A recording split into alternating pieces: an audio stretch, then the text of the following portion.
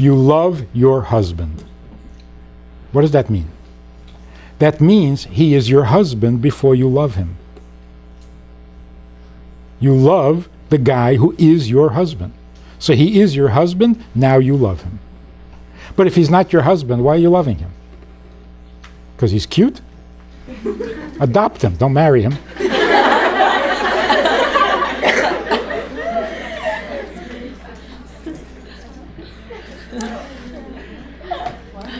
So that's what I was saying about creation. The Eibishter doesn't want us because he loves us. He loves us because he wants us. Right? In other words, first he wants to marry us, then he gives us his love. Because if I'm married to you, then I'm going to love you. If I'm not married to you, why should I love you? The fundamental statement of Hasidus is, God enjoys you before he loves you. Because the enjoyment he gets is from you, not from love. You are his enjoyment. That's why the beginning of everything was the Eibishter had a taiva for you. For you, not for love. But once he had you, he created love for you too. Married women complain, my husband is good. He loves me, I love him, everything is good. But sometimes I feel like he doesn't really know me. We're not really connected. We love being together, we love living together, we love doing together, everything's fine, but I don't feel like he's really there for me. Now what is she complaining about? What is she complaining about? Yes, because he loves being in love. It's not so much me. He would love being in love with anybody. How can you be in love with someone if you don't love them? That doesn't make sense. That you're like just in love with the love? That is so common. That's why marriages break up. That's why the divorce is out of control. Because love is supposed to make the relationship, and it can't. It's just a feeling. So if you don't love this person, boy, see, if I don't really love you, then you better be perfect. Because as soon as you do something a little less than perfect, what do I need you for? But if I really love you, you are sometimes good, you're sometimes not, you're sometimes nice, you're sometimes in a bad mood. But I don't care because I want you. Not a good mood. So that's what like marriage has to be. Listen. Here's a test. Here's a test to see if you understand what I'm saying. A guy says to me, I'm getting divorced. A frum guy. So I'm getting divorced. My wife has moods. I don't need this. What's wrong with that statement?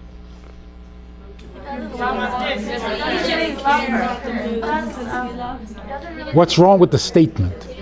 Why are those words wrong?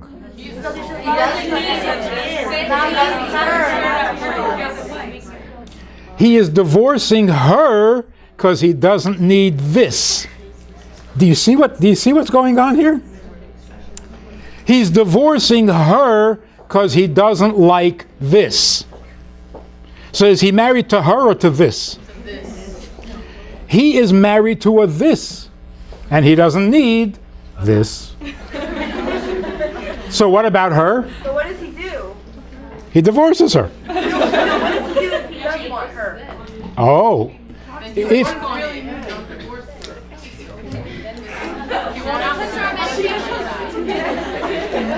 let me suggest something.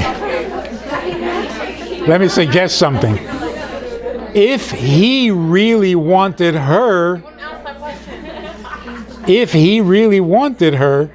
there wouldn't be a this. She wouldn't be in a bad mood.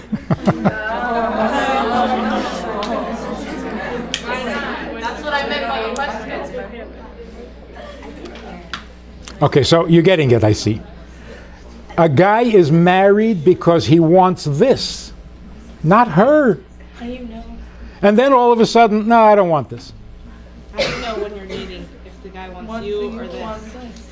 How do you know if you want him or this? That's an honest question, right? It's not always his fault, you know.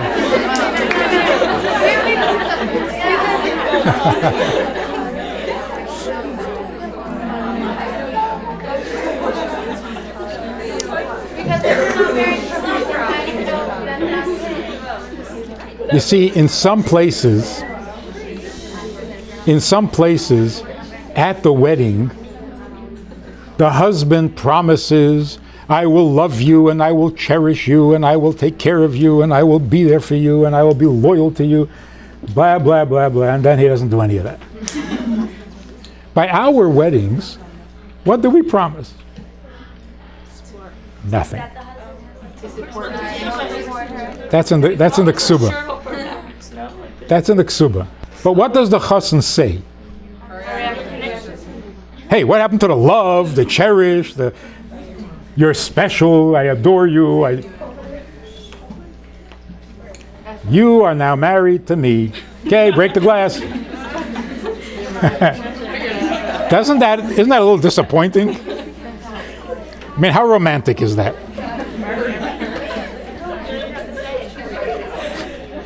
It's like, I want you to marry me.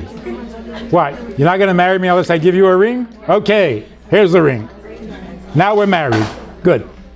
Let's go home. Because marriage, now you are married to me, is so much more powerful than I love you, I cherish you, I adore you. But yeah, because tomorrow he changes his mind and he doesn't need this. But when he wants to be married to you, then there is no this. Then there's you. Harei at. See how powerful that is? The guy who says, I love and I cherish and I adore. Oh, get over yourself. Don't talk about yourself. Say harei at. You are mine. And then, where's the this? What's the this that you don't like? And if there is a this you don't like, it's just a this. The person is so much more important than any this or that. How can you be so like, people don't live on such a level, like, we're thinking like all about the her, there's no this involved, like we're physical people, like that's what life is. It's like, That's a good question. physical this. It's a good question, but make the question a little bigger.